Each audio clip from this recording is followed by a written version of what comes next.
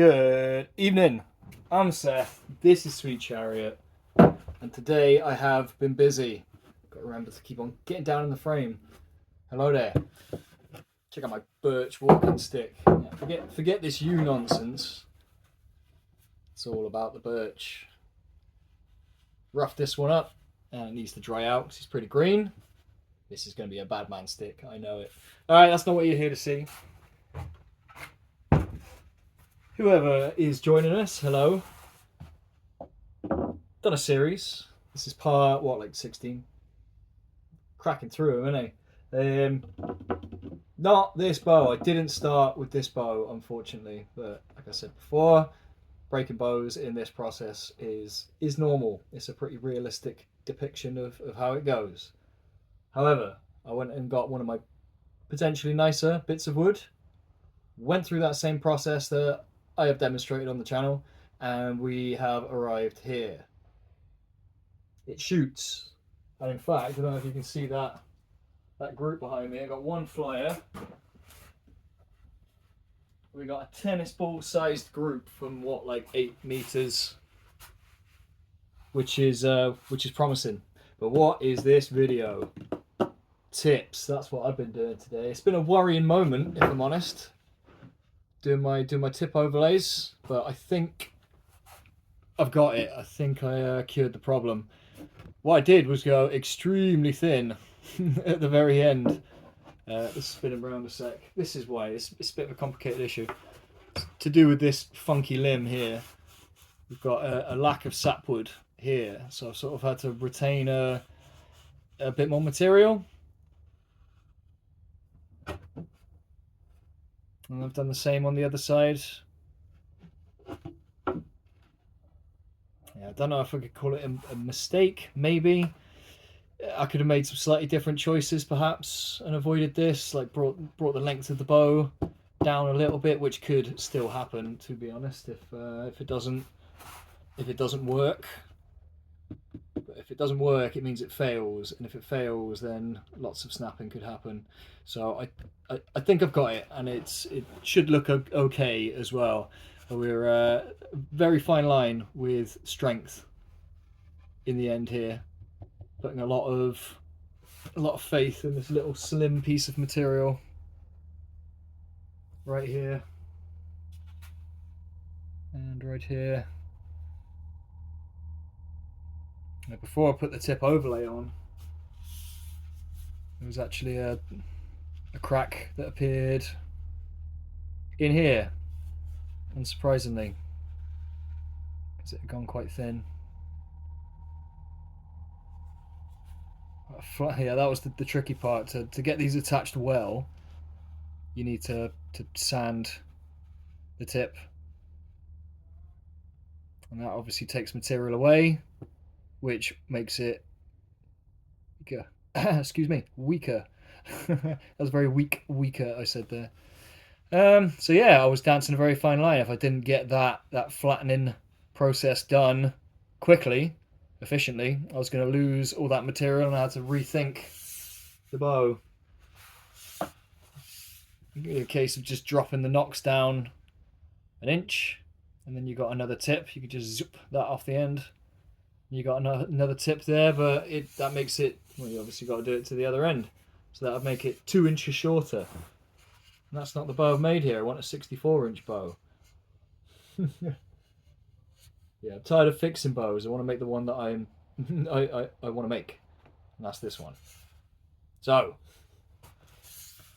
your tip overlays, like I mentioned just then, it's all about getting both surfaces nice and flat. I was fortunate because this was pre-cut mahogany. Dug it out of a flooring place's skip on a farm that I visit sometimes. Yeah, nice little chunk of it, and it's all been machine cut, so nice flat surfaces are already here.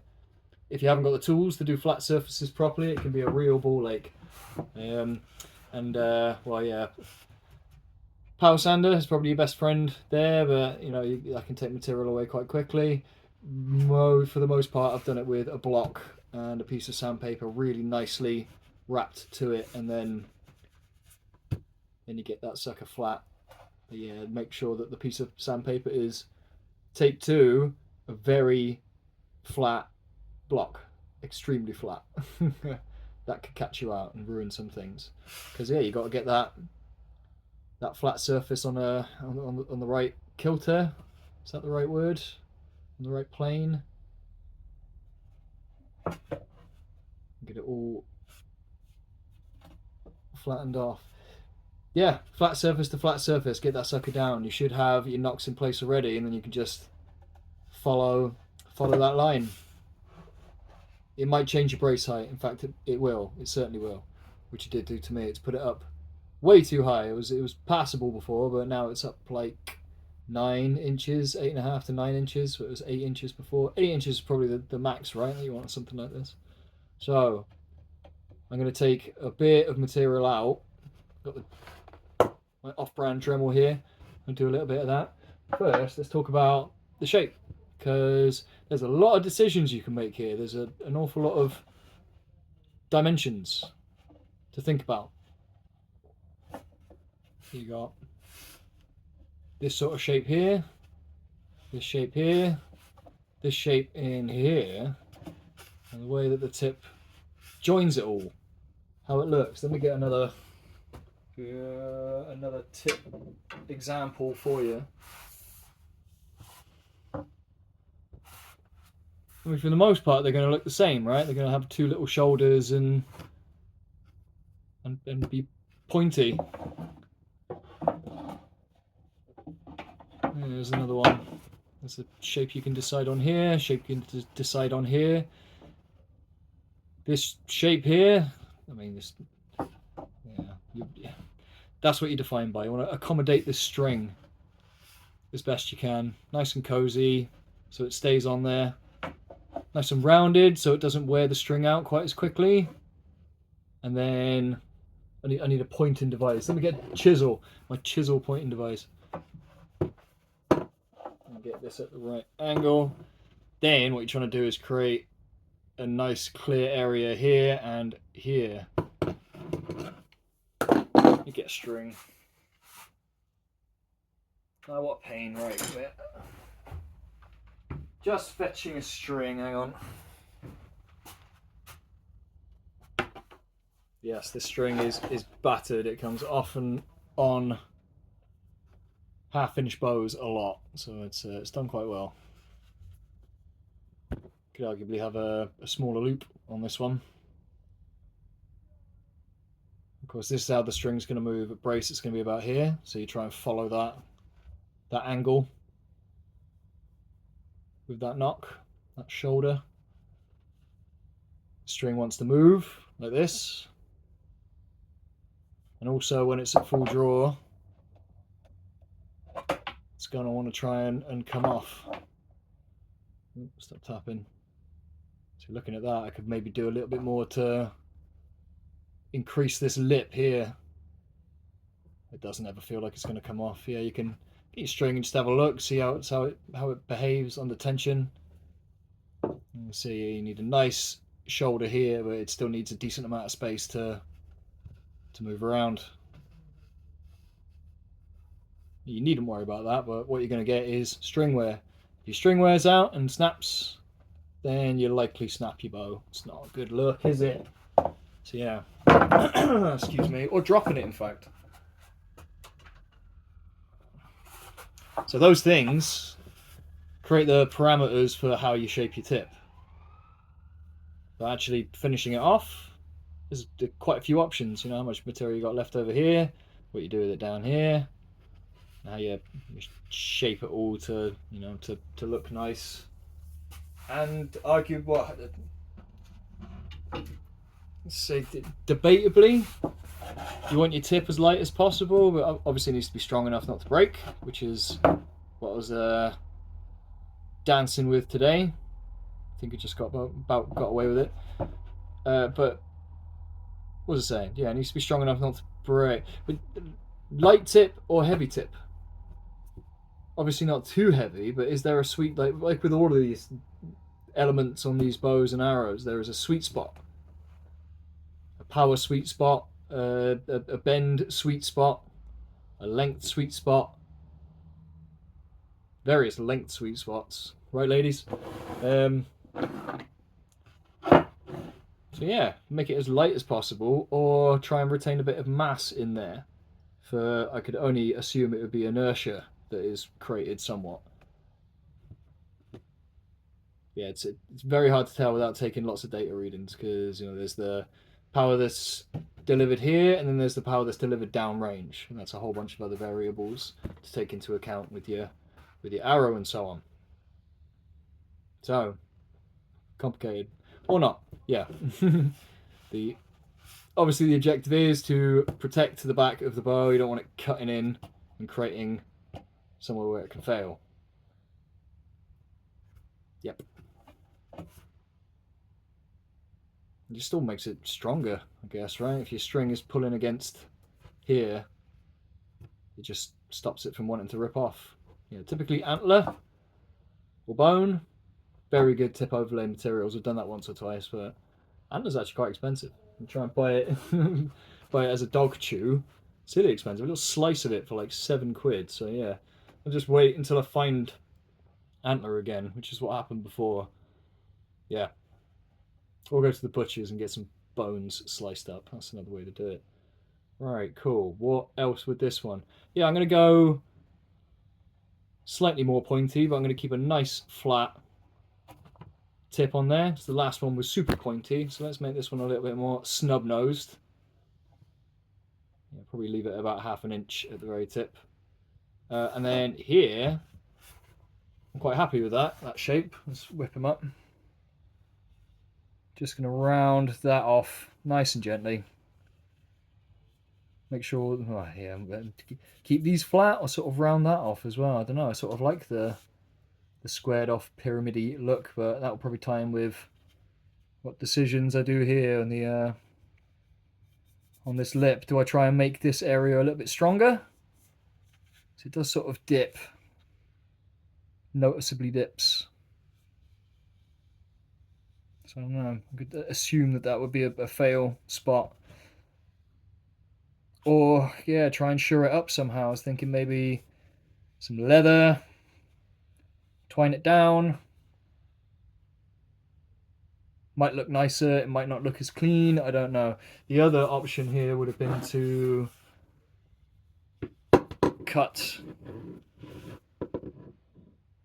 from here, and you create a longer, flatter face. Yeah, it wouldn't have been an option, I don't think, without shortening it dramatically. And your tip would sort of hang over a little bit, and probably you'd want to make sure that's really nicely glued down. There's options. I think I've got away with it. I'm gonna get these tips finished up and shoot it some, and see what happens. If I hear something, I'm gonna know what it is, or if it fails, it fails. We've come this far. I don't want to turn it into a 60-inch bow. Done one of those. Ow! Just twinged my neck. Yeah, this is what a Dremel on a tip looks like. Let's see if I can tidy this area up a little bit.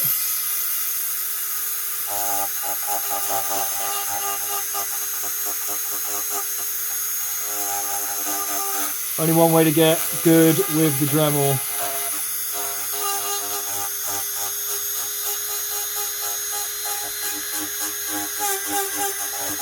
Do some Dremeling.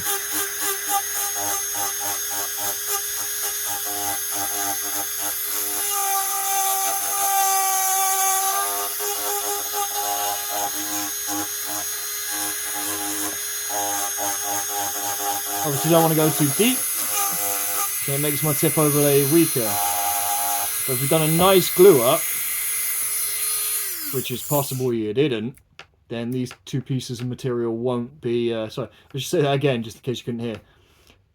If you've done a nice glue up, we should be dealing with a really nice solid piece of material. So these guys will stay together, this won't pop off, and then you won't be damaging here. But if you haven't done a good glue up, then you're going to have problems. It's not supported correctly. So when you're talking about not going too deep, just got to make sure you've done it right, and then you create some options. So I want to go a wee bit deeper than this because I can bring the brace height down just by removing a bit of material in here. Yeah.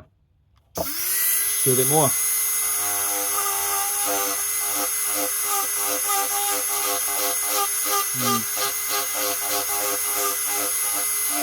So I should have said before I cracked on again, you can see on this side it's a very clean line on the glue up. Hope you can see alright. I haven't got doing this on my phone, so I haven't got a viewfinder that I can look at. Yeah, real nice clean line. This side I compromised a little bit because I was done. I didn't want to take away any more material, so it's like that little lip I can live with. It's a nice join here, and it's a nice join across the front. It's a small amount. So yeah, probably about the depth of the knock. So what I will do is fill that one in. Nice and crafty. Yeah, that's the only area that's done it. The other one has glued up quite nicely, I think. I'll have to check. Either way, you need a decent amount of that. That seriously clean join. And getting something perfectly flat is harder than you think. It's very easy to put motion into the piece or the sandpaper.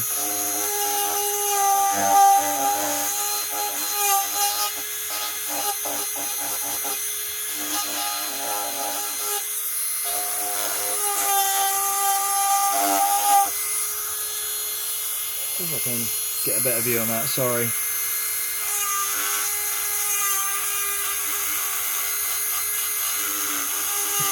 You can play around with your Dremel bits.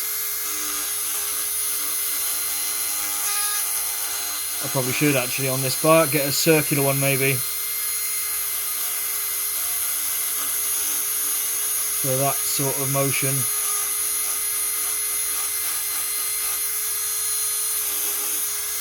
Yeah, always checking back, make sure you're balanced.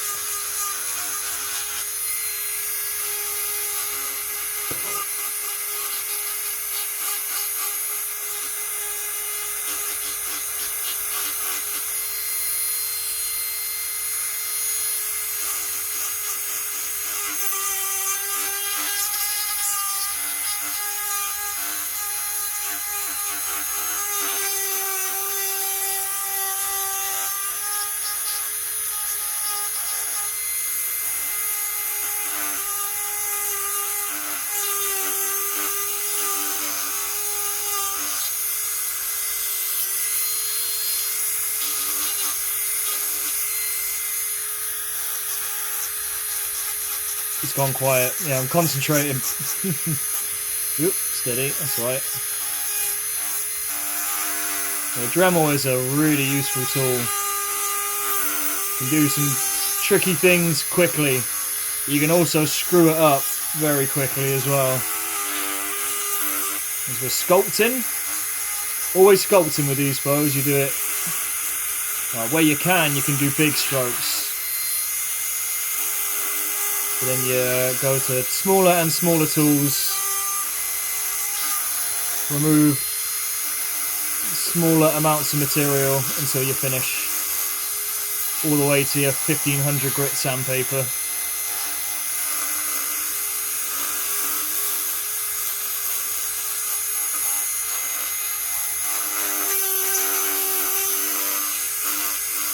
Slowly but surely, the thing you've imagined will appear. I'll say, if you kept to the engineering principles of what we're doing, it should work really well. Strong and accommodate the string. Draw after draw after draw.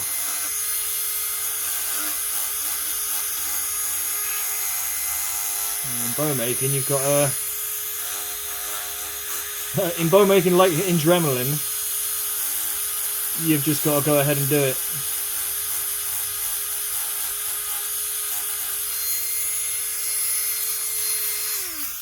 That's our gully, nicely shaped out.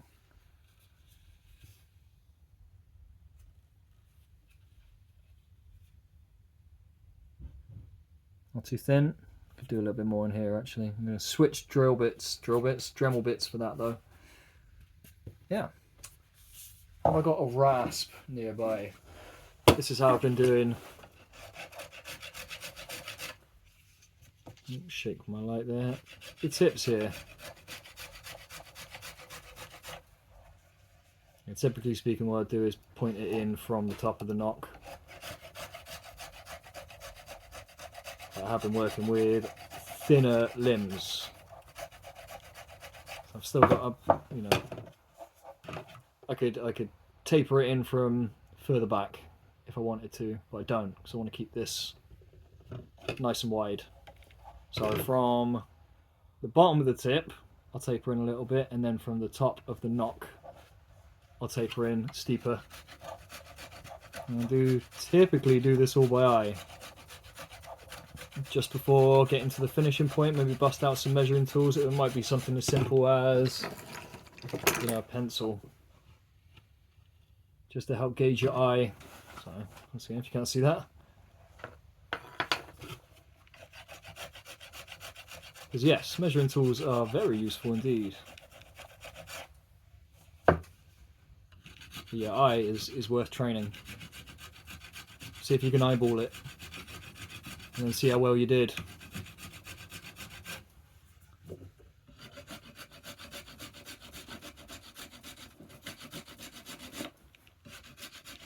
Little by little.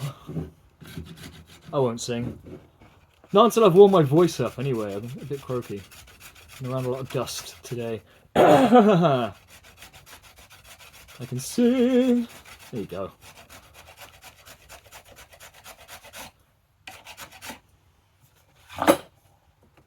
Stop it. Spin around.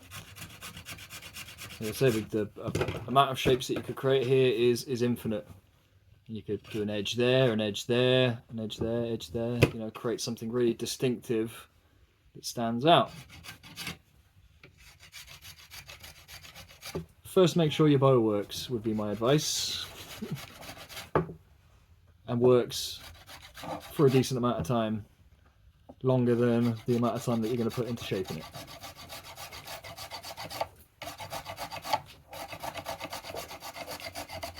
So I hope you can see that.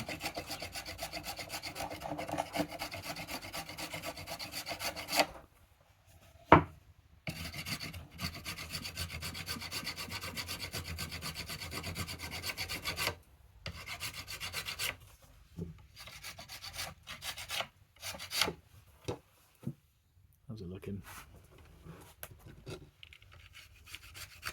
How's it looking to you? Folks at home?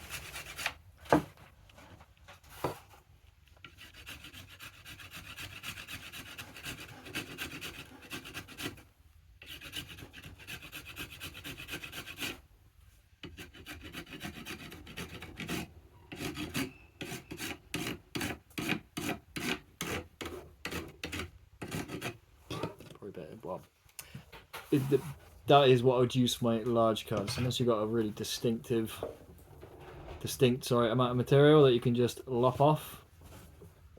I didn't want to go too much farther than the tip I already had. I am hungry. I just realized how hungry I am. You might have heard that. Yeah, so I'm about to lose my train of thought. Yeah, nice and gently. That's still quite, sorry, that's what I was saying. That is still quite heavy for your light duties when you're getting close to the end, as we are here. So to decide, do I keep it wide like that? Or do I keep on going in with the rasp and point it up a little bit? Or is it now time to switch to some, I say sandpaper. These are these Velcro pads for a Bosch sander. Do they work without the pad? They do. New age sandpaper. What a world we live in.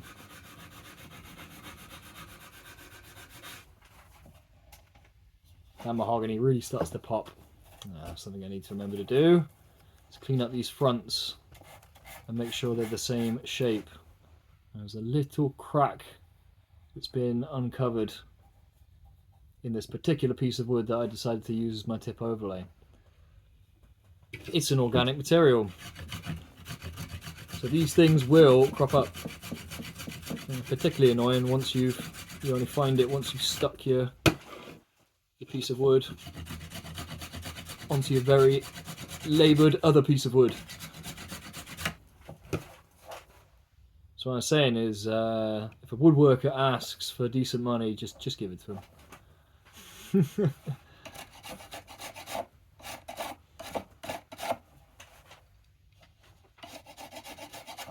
Oh, speaking of, actually, let's have a quick plug for anyone who's here. Thanks again, everyone. Anyone who's subscribed and liked and even dropped in to say hello. I got 2 bows up on my eBay shop. What are finished and good to go for sale. This one is Agent, £27 at 28 inches. Centre cut, Mediterranean style, 60.5 inch bow. This is one of the ones I was shooting in the shorts that I filmed. Fires an arrow just lovely at £27.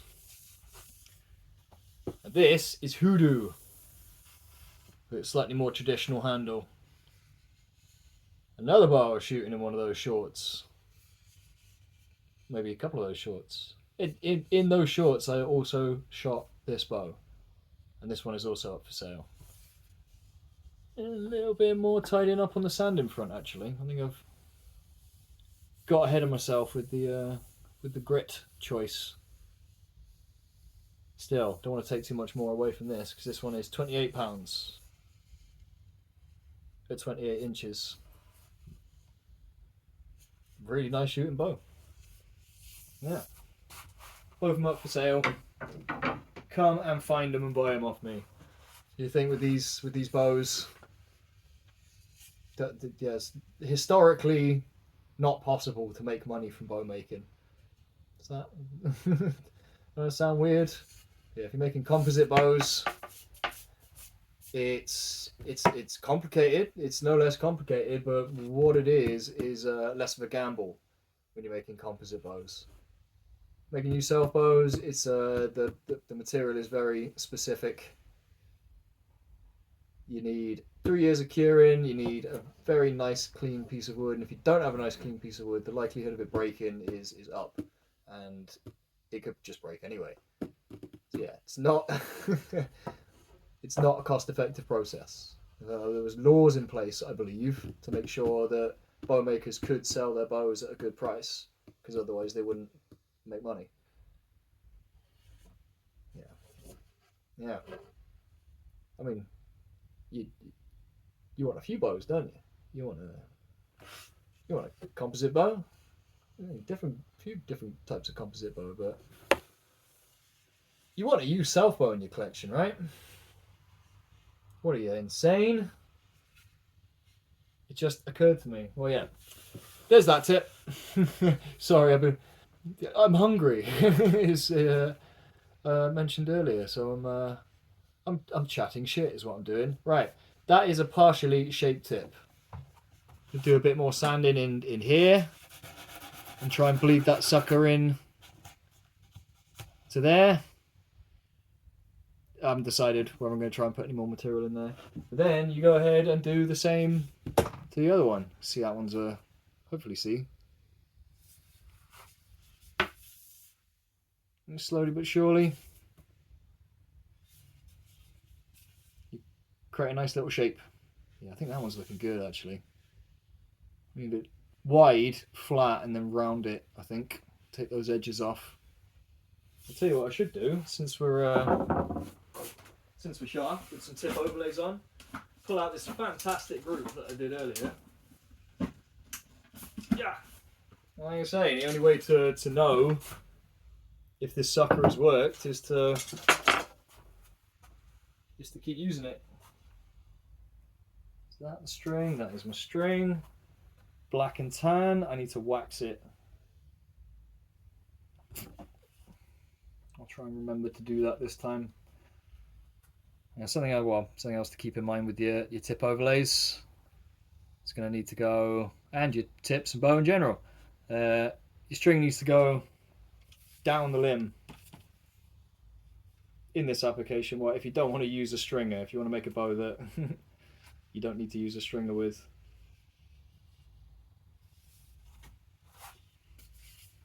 And then I'm going to have to slide this up. So you want that all to be nice and clean. And your hoops, your loops, wide enough to go over whatever you've designed here. You can make smaller or larger loops.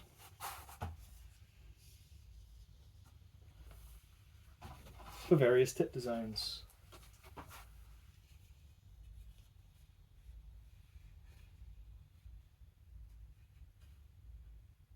A little tricky to get on, but not too bad.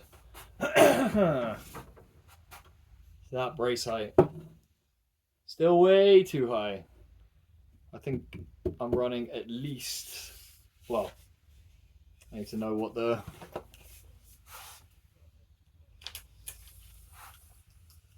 how long are these knocks? That confused me then. Because the shelf came up at 34 inches at A. That's not right. 32's in the middle. But that is where our handle is. We have got, see, there you go. We are no longer a 64-inch bow. We are a 65-inch bow.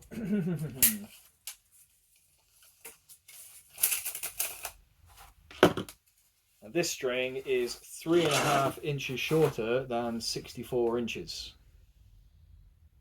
So it's far too short for what I've created here.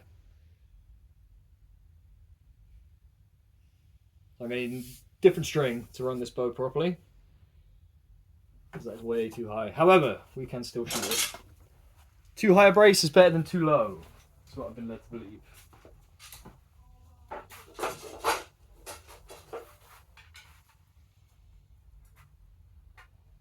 have another nice group.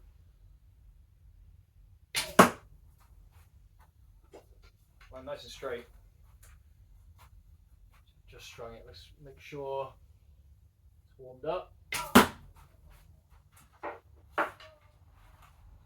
See, I got all tentative because I've just strung it and I can't go to full draw. That's better.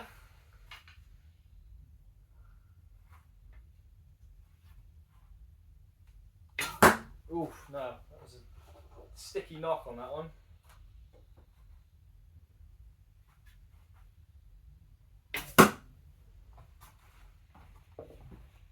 You even see those. There's 3 in a very nice little group there, and then 2 flyers.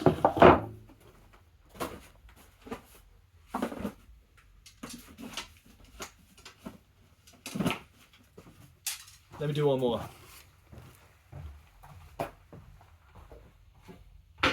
Yep.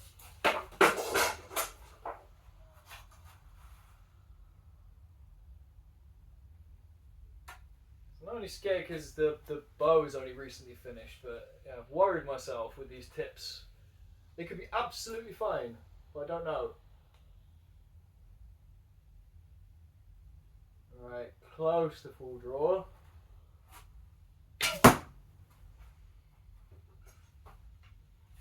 Flick my hand.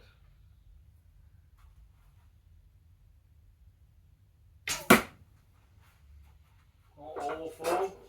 Not good though. See if we can stick between the two.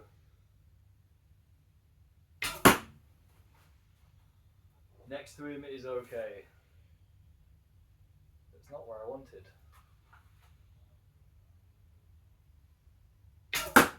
Neither's that.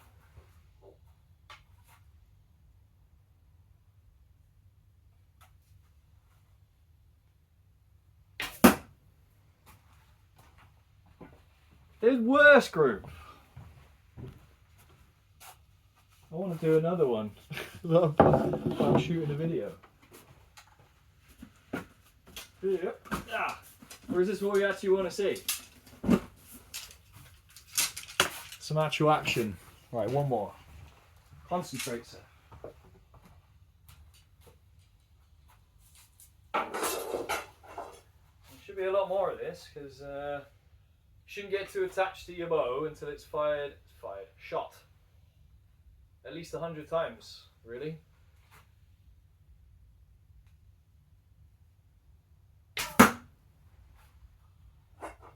Still not getting a full draw, I'm scared. Get it to your earlobe, Seth. That was close.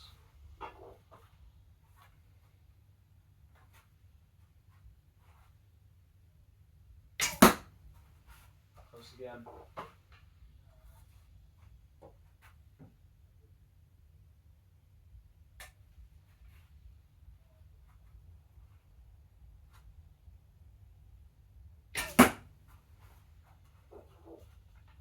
Oh, my stomach growled. Come on.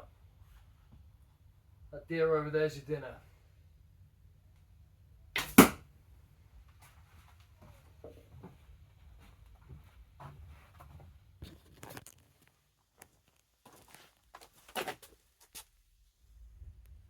The group could be better. Look at that straight arrow flight. That's what we're after. Ah. It's easy to knock the bow in here. So the tip didn't break off. It's getting nice. I'm sure I could do a nice thumbnail in here. Everything's a little bit beat. That's our shape. Looking right. That is looking correct to me. I've seen professionally made bows that have this shape. This gives me hope. Let's check the tip. Make sure we haven't got any cracks appearing. That isn't the treble one. Well, they both are really being slim. Oh, looks good to me. I'm gonna say I will shape that sucker down without taking away any of the actual bow material. It's just tip overlay I'll take now.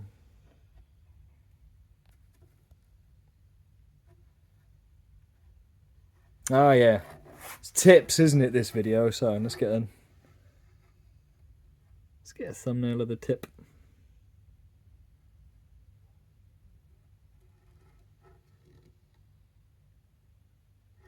Satisfying moment, because you know you're close to the end. But yeah, you want to make sure the bow is done before you put effort into the tips, because they take a bit of time. You've got to prepare, you know, this piece of wood and the bow. Then make sure it's all, you know, nicely glued on. Then you got to shape them down. Doing that with, you know, the strength of the bow and the brace height in mind. I don't want to have to go get another string. That's really annoying. I think I can just unwrap this one and drop a ½ an inch away. But I've not done that before, and it concerns me. Strings are important. I like to outsource them to someone who knows what they're doing. Lovely stuff. Right, thanks for everyone who is still here. Everyone for dropping in. And I will see you in the next one. What's the next part going to be? I guess finishing. Yeah, the finishing details. Making sure everything's lined up and shiny and such. Maybe have a talk about string. Oh, I don't know anything about strings. They twist, is what I know about twist. Flemish twist strings. Ah, yeah, I'm rambling. Right, I'm hungry. Time to go and make some food. Day's work done. Thanks again, everyone. See you in the next one.